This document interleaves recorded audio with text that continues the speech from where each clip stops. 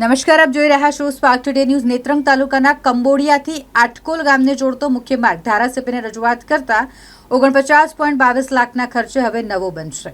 કંબોડિયાથી આટકોલને જોડતો મુખ્ય માર્ગ છેલ્લા ઘણા વર્ષોથી અત્યંત બિસ્માર બન્યો હતો, જેના કારણે ગ્રામજનોને વિવિધ કામ માટે નેત્રંગ જવું પડતું હતું। સાથે અભ્યાસ માટે શાળા કે કોલેજ જવા માટે વિદ્યાર્થીઓ આ રસ્તાનો ઉપયોગ કરે છે, ત્યારે રજૂઆત કરવા છતાં રસ્તાનું સમારકામ નહીં કરવામાં આવતા અગાઉ કંબોડિયાથી આટકોલને જોડતા રસ્તા માટે ગ્રામજનોએ આંદોલન રૂપે અગાઉ ચૂંટણીનો પણ બહિષ્કાર કર્યો હતો। ત્યારબાદ ગામના સરપંચોએ ઝઘડિયાના ધારાસભ્ય રીતેશ વસાવાને રજૂઆત કરી।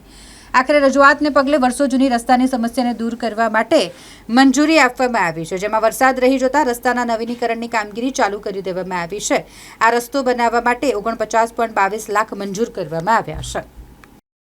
મારું નામ પ્રતાપભાઈ વસાવા, આટકોલ ગામના સરપંચ। અમે આજથી 10 થી 15 વર્ષથી આટકોલ મોતિયા અને ભાંગોરીનો રસ્તો જે અતિશય ખરાબ હતો, વારંવાર અમે રજૂઆત ઘણી કરી સરકારશ્રીને, તોય છતાં આજ દિન લગીને આ રસ્તાનો અમારો ઉકેલ આવેલ નહીં હતો।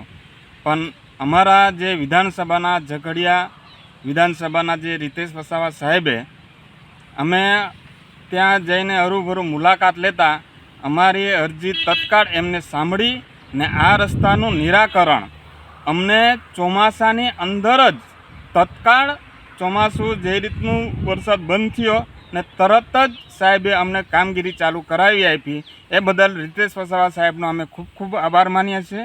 ધન્યવાદ। સવીલાલભાઈ બુદ્ધિયાભાઈ વસાવા, બલદવા ગ્રામ પંચાયતનો સરપંચ છું। આ રસ્તો એટલો ખરાબ હતો કે અમે અમારા વડીલ શ્રી સરમુખભાઈ ભગાભાઈ સાથે અમે મામલેદારશ્રીને મળ્યા હતા, કલેક્ટરશ્રીને મળ્યા હતા। પછી આ રસ્તા બાબતે અમે ચૂંટણીનો બહિષ્કાર પણ કર્યો હતો, તોય આ રસ્તાનો અમારો નિરાકરણ નહીં આવતા અમે વિધાનસભાના ધારાસભ્ય શ્રી રીતેશભાઈ વસાવાને રૂબરૂ મુલાકાત કરતા અમારો રસ્તો ટૂંક સમયમાં જ મંજૂર કરતાં અમે રીતેશ વસાવાનો ખૂબ ખૂબ આભાર માનીએ છીએ।